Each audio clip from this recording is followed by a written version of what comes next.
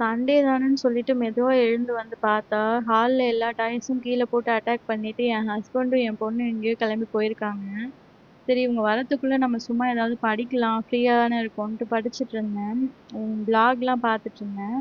நான் வந்து laptop open பண்ணா, என் பொண்ணுக்கு எப்படிதான் தெரியுமோ தெரியல, எங்க இருந்தாலும் வந்துருவா. அதே மாரி வந்துட்டா.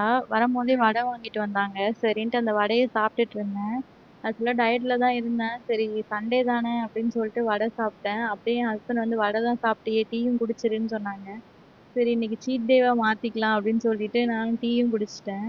பாப்பாக்கு இட்லி ஊட்டிட்டு நானும் தோசை சாப்பிட்டுட்டு இருந்தேன். அதுக்கப்புறம் அவ பசிக்குதுன்னா கொஞ்ச நேரம் கழிச்சு, அவளுக்கு கிரேப்ஸ் மட்டும் கிளீன் பண்ணிட்டு, கட் பண்ணி சாப்பிட குடுத்துட்டு, அதுக்கப்புறம் என் ஹஸ்பண்ட் வந்து சமைச்சுட்டு இருந்தாங்க. அவங்களுக்கு ஹெல்ப் வேணுமான்னு கேட்க போனேன். இது வந்து நாங்க சாப்பிடுறதுக்கு குழம்பு. இது கொஞ்சம் காரமா இருக்கும். இது பாப்பா சாப்பிட மாட்டா. சரின்ட்டு நான் வந்து பாப்பாக்கு தனியா குழம்பு வைக்கிறேன்ட்டு சூப் மாரி வச்சுட்டு இருந்தேன்.